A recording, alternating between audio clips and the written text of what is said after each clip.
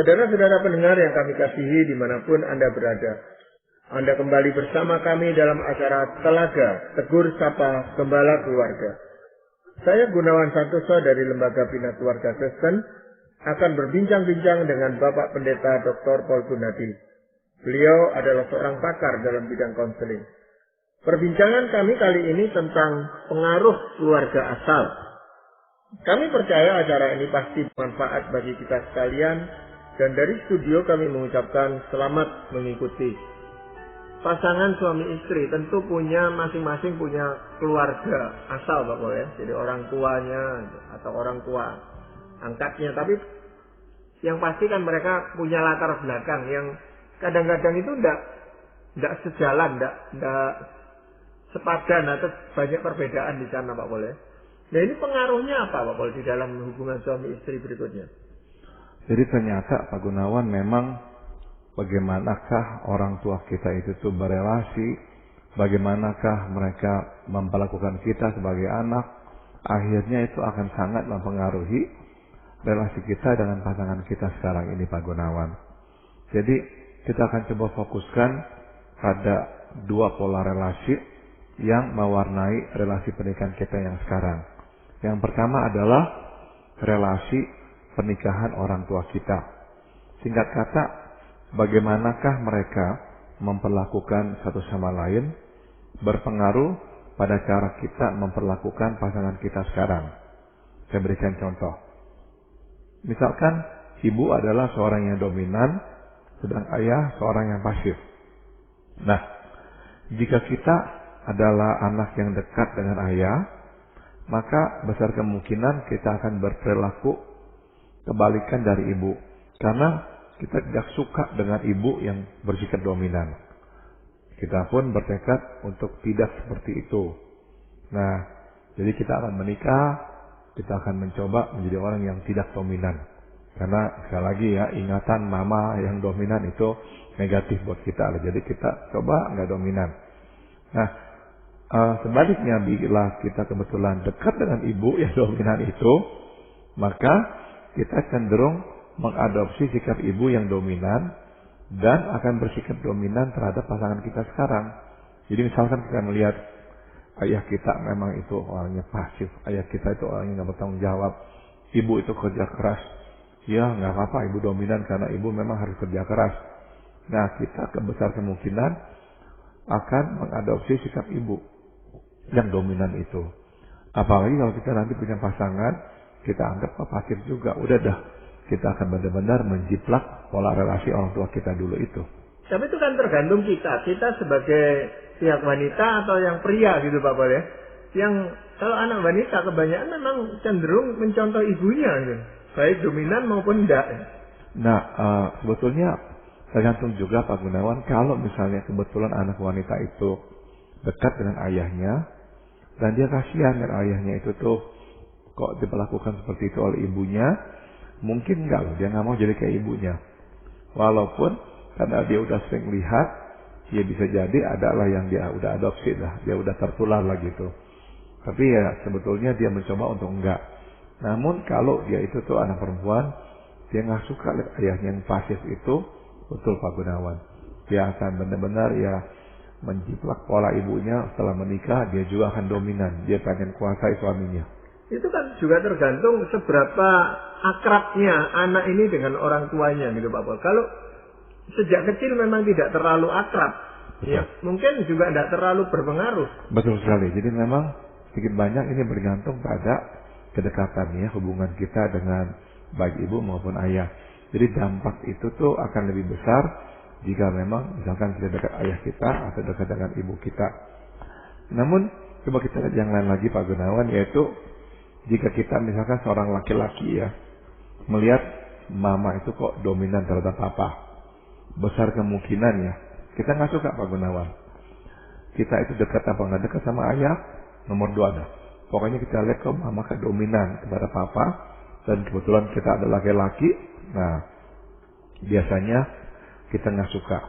Sebagai akibatnya, kita akhirnya mengembangkan kepekaan yang sangat tinggi terhadap tindakan-tindakan yang kita anggap dominan. Jadi misalkan kita menikah nanti, istri kita itu nyuruh kita, sebetulnya ya bukan nyuruh dengan nada yang kasar atau apa. Waduh, kita bisa nggak suka. Kita bisa berkata, saya nggak suka tuh dengan cara kamu nyuruh saya tuh. Istrinya bisa bingung-bingung dan berkata, saya kamu nggak ada niat apa-apa kok, hanya ya nyuruh kamu tolonglah kerjakan ini. Wah, tapi dia nggak suka sekali. Kenapa? Dia sensitif. Karena dulu dia udah nggak suka dengan perlakuan ibunya yang dominan terhadap ayahnya. Berarti sebenarnya sebelum memasuki pernikahan, kedua pasang ini harus tahu latar belakang dari calonnya masing-masing gitu Pak. Sebaiknya begitu Pak Gunawan. Jadi kalau kita mau menikah dengan seseorang, memang sebaiknya lah kita pelajari latar belakang keluarganya. Ya, kenapa? Sebab pada akhirnya relasi suami istri dari ayah dan ibu akhirnya berdampak pada relasi pernikahan kita yang sekarang ini. Nah, apabila mereka mempunyai relasi yang sehat dan masing-masing menjalankan peran suami istri secara tepat, hal ini memudahkan kita mencontoh pola yang sehat itu dan menerapkannya pada relasi nikah kita sekarang. Jadi sebagai contoh, kita melihat ayah kita orang yang bertanggung jawab, orang yang bisa mengasihi mama orang yang juga sopan, menghormati papa, orang yang selalu berusaha mendukung papa. Nah, kita melihat contoh yang sehat itu, kita akan nanti itu tinggal meneruskan contoh yang sehat itu. Kalau kita anak laki, kita akan ambil sikap papa. Kalau kita anak perempuan, kita akan teruskan sikap mama. Jadi lebih muluslah peralihannya itu. Akan menjadi sangat kompleks kalau relasi orang tua kita memang gak gitu sehat. Ya, itu tergantung juga bagaimana dia diperlakukan oleh orang tuanya, Pak Bos. Nah, betul sekali. Nah, ini membawa kita kepada poin berikutnya. Jadi yang akan juga mempengaruhi relasi pernikahan kita, selain dari relasi orang tua sebagai suami istri, adalah relasi kita ini sebagai anak diperlakukan oleh orang tua kita dulu. Dengan kata lain, reaksi kita sebagai anak terhadap perlakuan orang tua akan turut mewarnai bagaimana kita berelasi dengan pasangan kita sekarang. Saya berikan contoh. Apabila ya sebagai anak kita kerap menerima pelecehan, dimarahin lah, dianggap rendah lah, nggak dihargai lah, maka besar kemungkinan kita akan cepat bereaksi terhadap perlakuan pasangan yang kita anggap melecehkan. Gitu. Dikit-dikit kita akan berinterpretasi, kamu melecehkan saya, kamu nggak menghargai saya. Kenapa? Sebab kita suatu jadi anak nggak merasa dihargai dan bahkan merasa direndahkan oleh orang tua kita. Contoh yang lain, jika kita merasa orang tua dulu tuh terlalu membatasi ruang gerak kita, maka ada kecenderungan sekarang ini kita mudah bereaksi terhadap sikap pasangan yang kita anggap mau membatasi kita. Walaupun sebetulnya belum demikian Pak Gunawan, tapi kita udah nangkepnya adalah kamu tuh mau kontrol saya ya, kamu mau membatasi saya ya. Padahalnya pasangan kan bilang nggak ada niat begitu kok. Ini hal yang normal dalam pernikahan, kita ya saling jaga, saling mengingatkan. Tapi dia bisa marah Pak Gunawan. Jadi kita lihat di sini, akhirnya kita memperlakukan pasangan sebagaimana kita bereaksi terhadap orang tua pada waktu mereka membesarkan kita. Ya, memang banyak faktor yang bisa mempengaruhi hal-hal yang seperti itu, Pak Bos. Jumlah anak di dalam keluarga itu, dan kita ini termasuk anak nomor berapa, itu pun sangat besar pengaruhnya di dalam nanti menjalin hubungan suami istri. Betul, misalkan kita ini anak yang di tengah dan ada kakak, ada adik-adik misalnya, terus kita merasa kok kita ini yang saling diabaikan gitu Pak Gunawan ya. Nah, bisa jadi dalam pernikahan nanti itu kita peka sekali tuh Pak Gunawan dengan sikap pasangan kita yang kok kayaknya nggak menghargai kita atau mengabaikan kita. Kita bisa marah kepada dia. Maka nggak heran Pak Gunawan dalam pernikahan kadang kita dengar cetusan seperti ini. Jangan melakukan saya sebagai anakmu. Gitu tuh. Sesungguhnya cetusan ini kan merupakan reaksi ketidaksukaan kita terhadap perlakuan orang tua dulu.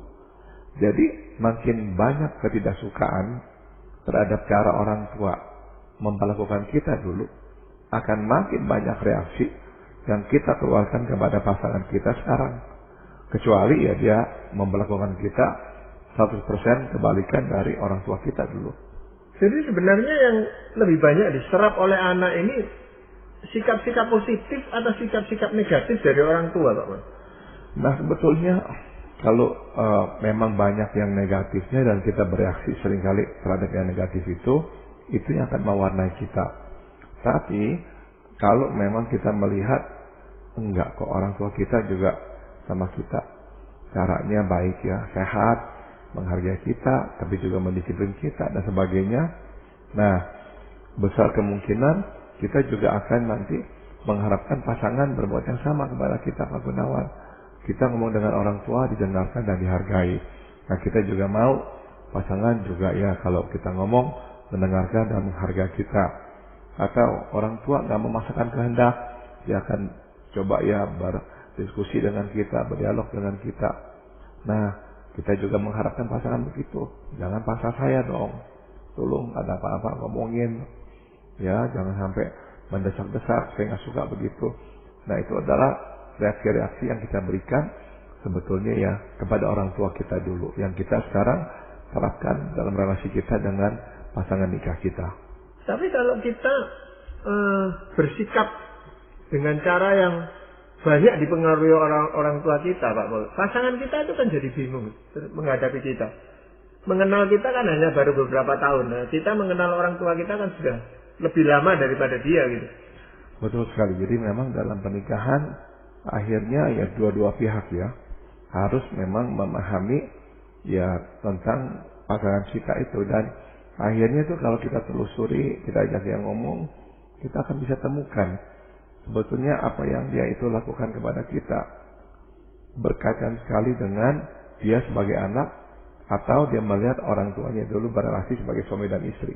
Nggak jauh-jauh deh Pak Gunawan. Tapi sebagai pasangan kan kita menghendaki dia sebagai pribadi yang utuh gitu Pak Paul. Tidak terlalu banyak dicampuri oleh orang tuanya dulu gitu. Nah begini Pak Gunawan, yang seringnya terjadi adalah kalau relasi orang tua kita itu sehat, kita akan mengembangkan diri kita yang lebih mandiri. Tapi kalau kurang sehat, kita akan lebih sering dipengaruhi oleh mereka. Iya, dan pengaruh itu berdampak negatif gitu terhadap pernikahan Pak Paul. Karena kan kita mengharapkan hubungan ini ya hubungan antara pribadi saya dengan pasangan saya, dan kalau ini dicampurkan padahal dua latar belakang ini yang berbeda sekali kan sulit Pak Paul. Makanya kita tadi ngomong juga bahwa kalau latar belakang keluarga kita kurang sehat dan pas kita menikah dengan pasangan yang seperti kita juga akan lebih rumit Pak Gunawan. Rumit sekali karena dua belah pihak memang akhirnya kompleks.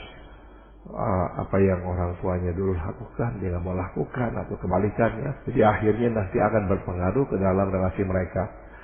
Maka ya kalau bisa sebelum menikah memang ada pendekatan, ada penyesuaian. Kalau ada masalah, misalnya perlu untuk dapat bimbingan, carilah pembimbing supaya hal-hal ini bisa dibereskan dulu. Dan biasanya nanti akan berdampak juga kepada anak-anak yang lahir di tengah-tengah keluarga ini, Pak Paul. Akan mencontoh lagi yang ya disebut nenek sekarang, kan? Gitu. Betul. Jadi seringkali kalau nggak hati-hati, akhirnya pola-pola yang kurang sehat itu tuh kita teruskan, Pak Gunawan, dari orang tua kita ke kita, dan nanti ya kita teruskan kepada anak-anak kita, begitu. Ya, jadi apakah kita harus tetap berputar-putar di dalam masalah seperti itu, ataukah ada jalan keluarnya, Pak Paul? Ada jalan keluarnya, Pak Gunawan. Saya akan coba paparkan beberapa ya. Langkah yang pertama adalah kita mesti mengakui bahwa kita lahir dan besar dalam keluarga yang bermasalah, serta telah mewarisi cara berelasi yang tidak sehat. Singkat kata, kita mesti mengakui bahwa memang kita membawa masalah yang berpotensi merusak relasi pernikahan kita ini. Saya pikir penting ya kita ini mengawali dengan pengakuan. Sebab dengan kita menempatkan diri sebagai pihak yang memang bermasalah, nah kita itu sudah menempatkan masalah pada tempat yang sebenarnya. Jangan sampai akhirnya kita salahkan pasangan kita, seolah-olah dialah yang nggak mengerti kita dan sebagainya. Itu akan memperkeruh masalah. Jadi kalau kita sadari orang tua kita masalah, nah udah aku dulu dah. Ya, tapi pengakuan ini kan harus didasari dari kesadaran itu. Jadi kalau dia tidak menyadari bahwa dia itu adalah prototipe dari kedua orang tuanya, kan tidak mungkin sampai kepada pengakuan ini. Betul sekali, kalau memang orang itu nggak mau yang menyadari, boleh dikata ya udah dah, saya nggak sudah apa-apa. Dan ya hidup ini nggak ideal Pak Gunawan, jadi kadang-kadang dalam pernikahan itulah yang kita jumpai. Nah udahlah kita bersabar, sebab ya ada Tuhan dan suatu hari kelak siapa tahu ya nanti dia bisa terbuka mata dan mengakuinya. Ya biasanya orang-orang seperti ini akan berdalih ya, saya ini ya seperti ini. Dulu kamu kan waktu pacaran ya tahu kalau saya ini seperti ini gitu Pak Wan. Iya, ya makanya ya kalau aja dah kita bisa mengakui enggak ini masalah saya, ini bukan masalah kamu, ya udah lebih gampang lah untuk menyelesaikannya. Ya malah, tapi biasanya yang sebaliknya Bapak ya, ini masalahnya menyalahkan pasangan, menyalahkan orang tua, menyalahkan lingkungan gitu Pak Wan. Betul sekali. Jadi ya nggak bisa enggak kalau pasangan yang disalahkan dia jadinya marah, dia nggak mau lagi peduli atau apa, jadi memperkeruh masalah. Jadi kalau kita akui enggak ini memang masalah saya, ya itu akan lebih mudah untuk diselesaikan. Iya, selain pengakuan apa lagi Pak Wan? Kita mesti bertekad mengubah cara berrelasi yang tidak sehat. Jadi kita nggak boleh ya membanggakan apa yang tidak sehat sebagai sesuatu yang baik, dan kita nggak boleh menyematkan siapakah diri kita pada cara yang tidak sehat itu. Singkat kata, kita harus menjadikan perubahan ini sebagai proyek pribadi seumur hidup. Jadi ya hati-hatilah dengan orang yang akhirnya membanggakan cara yang nggak sehat itu Pak Gunawan. Dan ada orang yang seperti itu. Memang saya orangnya begini, ini adalah ya prinsip saya atau apa. Nah nggak mau berubah akhirnya. Enggak ya, kalau kita tahu ini memang kok nggak sehat, ya udahlah akui dan cobalah ubah. Ya ini mengubah ini memang perlu dibantu oleh pasangannya juga gitu Pak Bos. Kalau sudah kelihatan dia sudah ada pengakuan dan dia sudah mau berubah, tapi pasangannya tidak mendukung dengan aktif, ya itu perubahan itu akan sulit sekali terjadi gitu Pak. Betul sekali. Jadi memang langkah ketiga yang kita harus juga lakukan adalah ini Pak Gunawan, berani minta maaf ya kepada pasangan. Jadi kita mau libatkan pasangan Pak Gunawan. Kalau enggak ya akhirnya ya ini masalah nggak pernah selesai. Jadi memang kita perlu minta maaf kepada pasangan. Sebab begini juga ya, dalam perjalanannya ya menuju pemulihan, nggak bisa enggak kita akan melukai pasangan, baik melalui perbuatan maupun perkataan. Jadi ya udah minta maaf. Kita jangan sampai ya menahan gengsi, menunggu pasangan minta maaf terlebih dahulu. Ini juga bisa harus dilakukan kalau sudah punya anak-anak gitu Pak, karena mereka pun terkena dampaknya ini, dampak negatif dari sikap-sikap kita itu yang berasal dari masa kita masih anak-anak dulu, terpengaruh oleh orang tua kita, dan kita juga harus berani minta maaf kepada anak-anak karena mereka juga jadi korban kita gitu Pak Bos. Dan ini mungkin agak berat dilakukan karena kita anggapkan kita orang tua ya, tapi betul sekali Pak Gunawan, dalam perjalanan ini nih seringkali kita akhirnya juga ya melukai anak-anak, dan sebagian dari mereka tuh akhirnya membawa luka yang dalam itu ke dalam nanti kehidupan mereka sendiri. Jadi saya kira sangat-sangat indah kalau orang tua juga bisa berkata, saya salah ya, memang ini masalah saya, ini bukan masalahmu, jadi ya papa atau mama minta maaf kepadamu. Memang intinya adalah memotong sikap-sikap yang negatif yang terbawa oleh masa lalu itu Pak Boleh. Betul sekali. Jadi memang kalau kita bisa cerita ya misalkan kepada anak kita juga bahwa ya inilah cara dulu saya dibesarkan oleh ayah ibu saya dan sebagainya. Anak-anak juga rasanya tuh akan lebih mudah mengerti Pak Gunawan dan memberi maaf kepada kita. Justru kalau mereka menyadari, oh ternyata papa atau mama adalah korban kasihannya. Nah mereka lebih mengerti, sehingga mereka tuh nggak memberikan reaksi yang terlalu keras juga. Kadang-kadang karena nggak mengerti, mereka akhirnya memberikan reaksi yang keras kepada orang tua. Nah sekarang udah mengerti, mereka lebih tahan diri. Dan waktu mereka lebih tahan diri, nah kita sebagai orang tua juga nggak mudah terpancing. Jadi relasi itu akhirnya membaik. Jadi memang saya sarankan waktu kita memang ngomong-ngomong dengan anak-anak atau istri kita atau suami kita berterus terang. Ya inilah yang saya dulu lihat, yang saya dulu alami, dan akhirnya saya bawa sekarang ini ke dalam pernikahan ini. Tapi itu mesti dikomunikasikan secara benar, Pak Pol. Kalau tidak, itu juga terkesan kepada anak-anak atau pasangan kita seolah-olah kita itu membela diri kita sendiri gitu. Betul. Jadi jangan sampai anak-anak melihat kok kita nggak mau berubah, seolah-olah membenarkan diri atau memberikan dalih, kok saya begini ya karena masa lalu saya itu. Jadi mereka mau melihat bahwa kita berusaha. Saya kira kalau kita menunjukkan usaha ya, meskipun nggak selalu berhasil, maka pasangan kita atau anak-anak kita akan bisa menerimanya. Iya, selain itu apakah ada langkah lain yang bisa kita lakukan, Pak? Langkah yang keempat dan terakhir adalah kita harus rela meminta dan menerima pertolongan dari pasangan. Misalnya ya, kita dapat memintanya untuk mengajarkan cara yang sehat, menyampaikan sesuatu, atau memohon bantuannya supaya kita tidak mudah meledak. Jadi dengan kata lain, kita libatkan dia dalam proses pemulihan ini, supaya dia pun tahu bagaimana bersikap kepada kita. Iya. Ini kalau yang bersangkutan meminta ini rasanya agak sulit, Pak Pol. Jadi harus pasangannya yang tanggap dulu, yang tahu lebih dulu bahwa dia bersedia memberikan bantuan. Tapi itu pun bisa ditanggapi keliru juga, Pak Pol, kalau hubungan suami istri ini kurang sehat. Memang ya kadang-kadang orang tuh enggan untuk meminta bantuan atau mengakui ini masalah dia sebab dia ada rasa takut jangan-jangan nanti ini dijadikan bahan untuk diserang gitu ya. Jadi apalagi kalau minta bantuan bisa disalah mengerti, pasangan bisa menggunakannya untuk menyerang dia, atau ya pasangan juga akhirnya merasa kok kamu enak bener, kamu yang bermasalah, kok jadi saya harus berkorban lagi, saya harus lebih mengerti kamu lagi lah, apalah. Ya memang bisa aja begitu, tapi ya saya kira nggak jalan lain ya. Memang kalau kita butuh pertolongan, kita harus ngomong apa adanya, ya tolong saya. Misalnya kalau kamu lagi ngomong sama saya, karena saya mudah terpancing kalau melihat kamu itu tuh misalnya membelalakan mata lah apa. Nah tolong kamu jangan begitu. Meskipun kamu marah, bisa nggak kamu ngomongnya dengan nada yang lebih perlahan. Nah ini saya kira kalau bisa dituruti itu juga baik. Mungkin lebih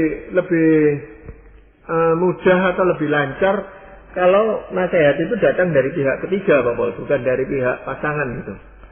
Saya kira iya, kalau misalnya pihak ketiga terlibat, seorang pembimbing atau pendeta terlibat dalam masalah ini akan lebih baik lagi ya. Maka kalau kita memang nggak bisa menemukan jalan keluar, ya saya kira sebaiknya kita cari bantuan.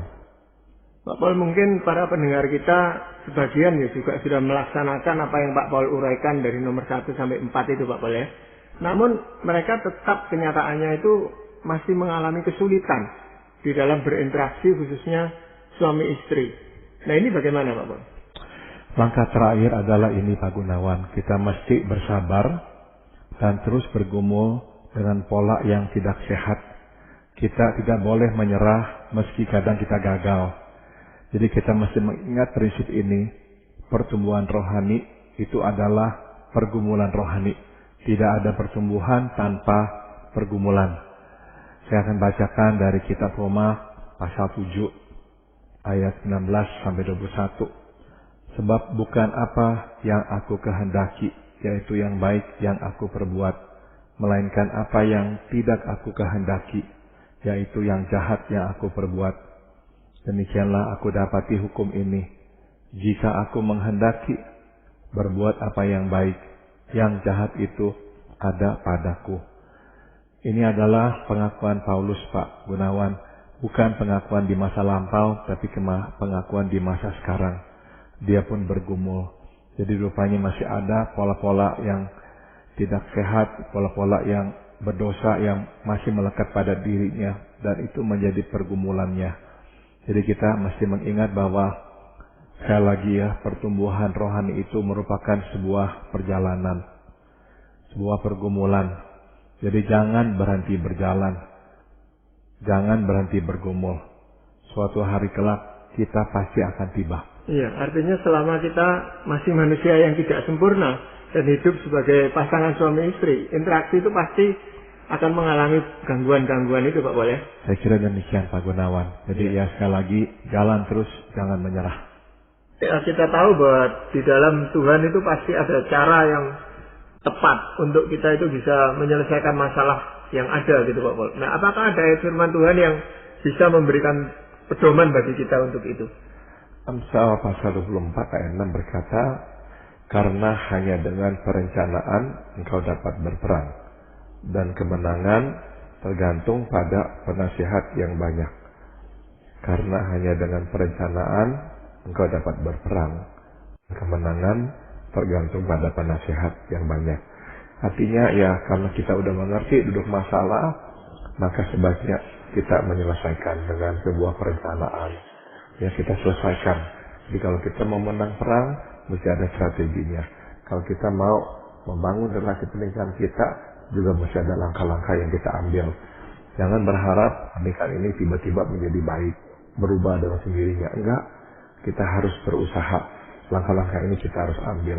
Memang butuh waktu dan Tuhan pasti akan membantu kita untuk bisa menyelesaikan masalah itu, Pak Pol ya. Betul, Pak Gunawan. Ya, terima kasih Pak Pol untuk perbincangan ini. Dan para pendengar sekalian, kami mengucapkan terima kasih Anda telah mengikuti perbincangan kami dengan Bapak Pendeta Dr. Paul Gunadi dalam acara Telaga Tegur Sapa Gembala Keluarga. Kami baru saja berbincang-bincang tentang pengaruh keluarga asal. Bagi Anda yang berminat untuk mengetahui lebih lanjut mengenai acara ini, silakan menghubungi kami lewat surat. Alamatkan surat Anda ke Lembaga Bina Keluarga Kristen atau LBKK, Jalan Cimanuk 56, Malang. Anda juga dapat menggunakan email dengan alamat telaga@telaga.org. Kami juga mengundang Anda mengunjungi situs kami di www.telaga.org. Saran-saran, pertanyaan, serta tanggapan Anda sangat kami nantikan. Akhirnya dari studio kami mengucapkan terima kasih atas perhatian Anda dan sampai jumpa pada acara Telaga